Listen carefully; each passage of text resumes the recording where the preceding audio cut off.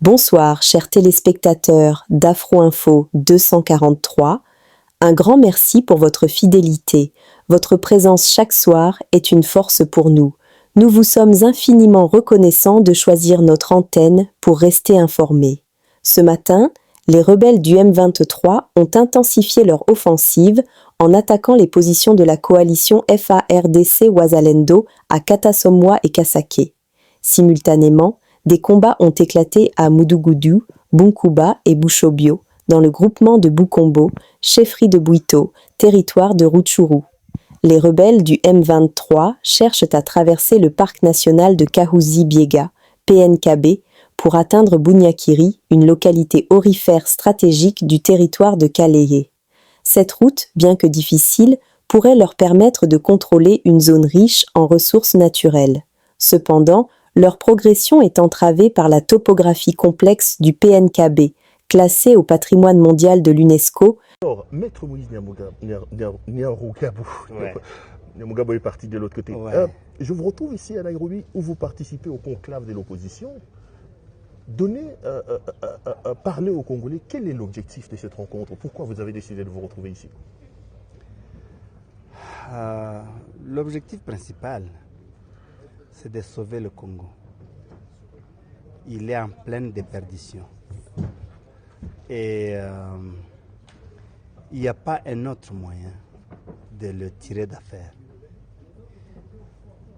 Le gouvernement actuel, il est en plein, je ne sais pas comment je peux qualifier, mais c'est de la vraie dictature. Quand on parle de la dictature, les gens pensent qu'on exagère. Mais le fait que tout celui qui pense autrement que Tshisekedi doit quitter le pays, doit fuir le pays ou faire la prison, c'est devenu la pensée unique. C'est ça la religion du pouvoir actuel. La pensée unique. Penser autrement est un crime. Si on n'a plus le droit à la pensée, on n'a plus le droit à l'opinion, on n'a plus le droit à la parole, qu'est-ce qui nous reste? Et donc, on ne peut pas laisser ce gouvernement continuer. Parce que justement, on commence à condamner un à un, à assassiner, à exécuter, à arrêter. Quand vous dites qu'il ne doit pas continuer, c'est quand même un gouvernement constitutionnel qui travaille sur base d'une constitution. Constitutionnel? Vous vous rappelez du nombre de machines à voter qu'il y avait dans les maisons des gens? Le président lui-même. Regardez, la CENI a donné la liste des personnes qui avaient des machines à voter. Alors, regardez le nombre de votes qu'il y avait pour chacun de ces députés, 82 plus ou moins. Alors, multipliez par le nombre de votes pour le président de la République, issus de ces machines-là. Comment on peut dire que ces machines à voter ont eu un impact sur les élections législatives et non sur les élections présidentielles? Comment? Donc, ce gouvernement-là, il n'a rien de constitutionnel. Parce que les élections 2023, il n'y a pas eu élection. Je ne sais pas si dans le monde, il y a déjà eu d'élections aussi chaotiques que ce qu'il y a eu dans notre pays. Juste un exemple. Les élections, c'est prévu pour une journée. Ça fait 7 jours. Personne n'en parle. Pourquoi on trouve toujours des excuses sur toutes les bêtises? Soyons sérieux. Si on n'est pas exigeant envers nous-mêmes, c'est le pays qui paye. Non, mais est-ce que vous n'êtes pas mal placé? Excusez-moi de vous amener quand même dans ces débats, je ne peux pas m'empêcher. Vous êtes vous-même un outil du Congo dont on dit qu'ils sont traqués d'une certaine manière et qu'on dit qu'ils sont des valets utilisés par le Rwanda pour attaquer le Congo. Quand vous dites que ce pouvoir n'est pas constitutionnel alors que ce pouvoir dit des opposants qui se retrouvent ici à Nairobi que ce sont des opposants à la solde du Rwanda, donc vous complotez contre M. Tshisekedi pour arrêter le fonctionnement institutionnel et constitutionnel des institutions du pays. Trois petites choses à dire là-dessus. Nous avons un gouvernement d'incohérents et d'incohérences. En réalité, je voudrais avoir beaucoup de temps pour vous démontrer les incohérences du régime. On va faire une émission ici. Je promets à nos téléspectateurs. Rappelez-moi que je revienne sur les incohérences.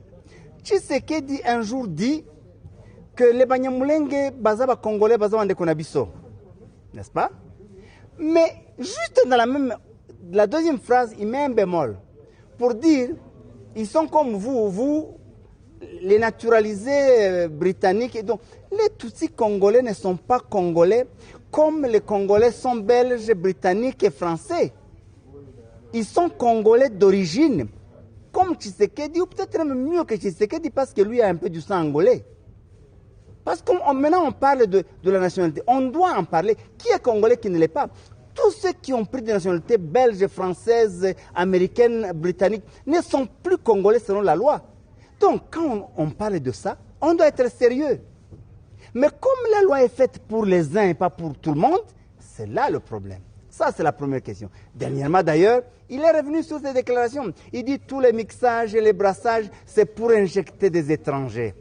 Et là, il parle de ce dont il avait parlé l'autre fois. Il a déjà oublié. Comme c'est des incohérences, des contradictions, voilà le premier problème. Le deuxième, je suis Tutsi et je suis fier de l'être. Je ne renierai pas ça. Je n'ai pas honte d'être Tutsi et de le réclamer. Je n'ai pas réclamé de n'être Tutsi. Comme vous n'avez pas demandé de n'être Kassayan. Comme Louis Tshisekedi n'a pas négocié de n'être Moulouba. Non. Alors, pourquoi moi je dois me gêner d'être Tutsi? Parce qu'il y a des Tutsis au Rwanda? Parce qu'il y a des Tutsis au Burundi? Parce qu'il y a des Tutsis en Angola? En Ouganda? Et ailleurs? De la même manière qu'à toutes les frontières, il y a des populations sur les différents pays. Un exemple, Perrault. Les Banande qui sont à Beni et Butembo, il y a un peuple en face. En Ouganda? Les Bakonjo, ils parlent la même langue, ils ont le même chef coutumier. Pourquoi ça ne pose pas problème? Pourquoi on ne dit pas que les Banande... Monsieur le vice-premier ministre, alors que nous sommes ici à Washington, à Nairobi, l'actualité, c'est le rassemblement de l'opposition autour de l'ancien président Joseph Kabila. Je rappelle qu'il était condamné à mort par la justice militaire en RDC. Dans les rangs des opposants qui se sont rassemblés autour de lui, il y avait également un autre condamné qui était porté disparu.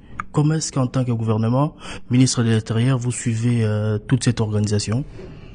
Bon, c'est déjà bien que vous rappelez que c'est une réunion qui s'organise autour de personnes condamnées par la justice congolaise. Maintenant, nous allons, avec les services, suivre... Et dans un pays qui est membre d'une organisation qui partage avec la RDC et l'EAC? Oui, je crois que ce pays, au niveau de la République démocratique du Congo, a déjà été suffisamment identifié par rapport à sa capacité à accueillir des réunions qui projettent le chaos au Congo. Mais concernant cette réunion, nous la suivons de près. Je crois que vous avez souligné le fait qu'elle s'organise autour de personnes condamnées par la justice congolaise pour des faits précis et connus. Maintenant, nous allons analyser les comportements et les résolutions de cette réunion pour prendre les dispositions, parce que nous sommes un État, nous sommes un pays, une république, nous sommes un gouvernement, nous avons la responsabilité de protéger non seulement la République, nos populations et le territoire face à tout danger. Est-ce que les opposants partis de Kinshasa pour participer à cette réunion doivent craindre de revenir dans la capitale? Non, je crois que ce que la République démocratique du Congo doit craindre, c'est ce qui se fomente au sein de cette réunion contre la République.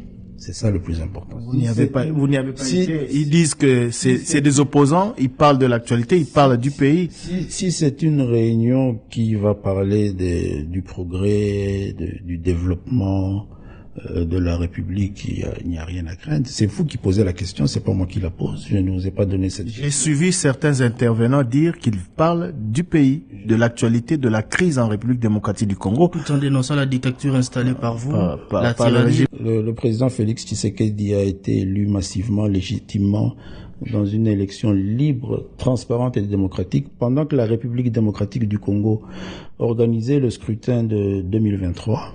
Certains, ceux qui organisent cette réunion-là, ont décidé de neutraliser leurs organisations politiques pour ne pas participer à ces élections libres, transparentes et démocratiques, parce qu'ils étaient en train d'organiser des groupes armés, ils étaient en train d'acheter des armes, ils étaient en train de sillonner toute la sous-région pour convaincre les pays voisins et les pays frères à se retourner contre la République démocratique du Congo. Tout ça sont des choses connues. Maintenant, la réunion à laquelle vous faites allusion, nous observons. Si c'est pour l'intérêt du Congo, c'est bon. Si c'est une réunion à laquelle on va décider le chaos en République démocratique du Congo, nous allons le constater, mais sachez que la République du Congo est dotée d'un gouvernement responsable. C'est une menace à peine voilée. Qui a la responsabilité de protéger son peuple. C'est une menace à peine voilée. Protéger l'intégrité du territoire national, de protéger la souveraineté de la République démocratique du Congo.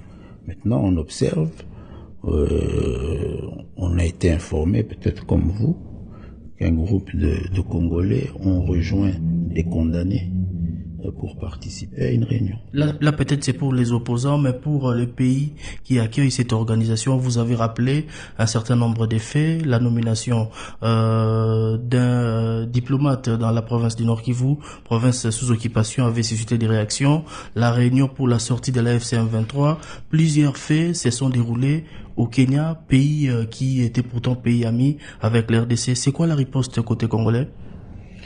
Attendez, je crois que ce sont des questions diplomatiques qui feront l'objet d'une communication responsable du gouvernement. Nous sommes arrivés à la fin de cette édition. Merci à vous de nous avoir suivis jusqu'ici. Si vous avez apprécié ces contenus, n'oubliez pas de vous abonner à notre chaîne, d'activer la cloche de notification pour ne rien manquer de nos prochaines vidéos.